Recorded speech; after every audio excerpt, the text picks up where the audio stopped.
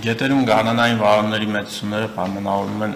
նոյեմբեր-մարտ ամիսների դիտված եւ ապրիլ-հունիս ամիսների կանխատեսվող հիդրոթերապևտաբանական պայմանների առանձնահատկություններով 2025 թվականի նոյեմբեր եւ 26 թվականի փետրվար եւ մարտ ամիսներն առանձնացել են հիդրոթերապևտաբանական պայմաններով։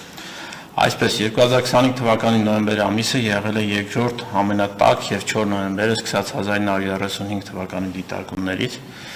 2026 թվականի փետրվար ամսվա օդի միջին ջերմաստիճանը Հայաստանում կազմել է 0.1 աստիճան, որը բարձր էր նորմայից 4.9 աստիճանով։ Այն ամենատաք փետրվարն էր դիտարկումների ողջ պատմության ընթացքում։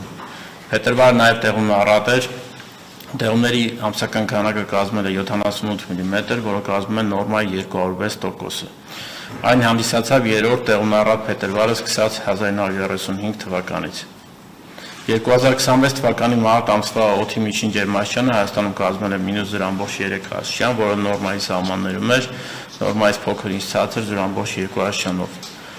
Մարտը տեղում առատ էր, ամենատեղումն առատն է սկսած 1935 թվականից։ Տեղումների ամսական քանակը Հայաստանի տարածքում կազմել է 98 մմ կամ նորմայի 198%-ը։ 2025 թվականի դեկտեմբեր ամսվա օդի միջին ամսական ջերմաստիճանը Հայաստանում կազմել է -2.2 աստիճան, նորմայից բարձր 1.4 աստիճանով, տեղումների ամսական քանակը 39 մմ, նորմայի 114%-ը։ Հունվար ամսվա օդի միջին ամսական ջերմաստիճանը Հայաստանում կազմել է -5.6 աստիճան, որը նորմայի սահմաններում էր, իսկ տեղումների քանակը 46 մմ, նորմայից բարձր, նորմայի 131%-ը։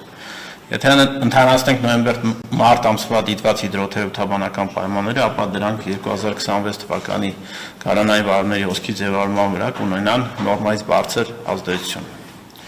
Փոքր-ինչ ներկայացնում տեղեկատվություն ձնածածկույթի մասին։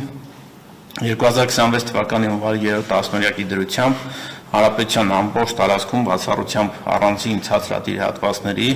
առկա եղել ձյան ծածկ եւ ձյան շերտի բարձրության արժեքները հիմնականում նորմաներից դրական շեղում են ունեցել,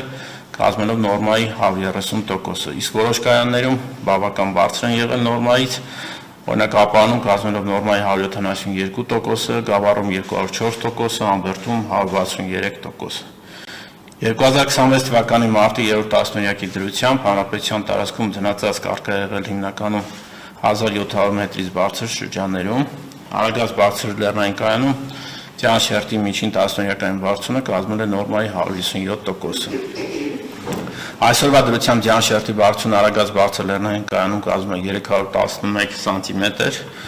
ինչը 122 սանտիմետրով ավելին է անցյալ տարվա նույն օրվա ցուցանիշից։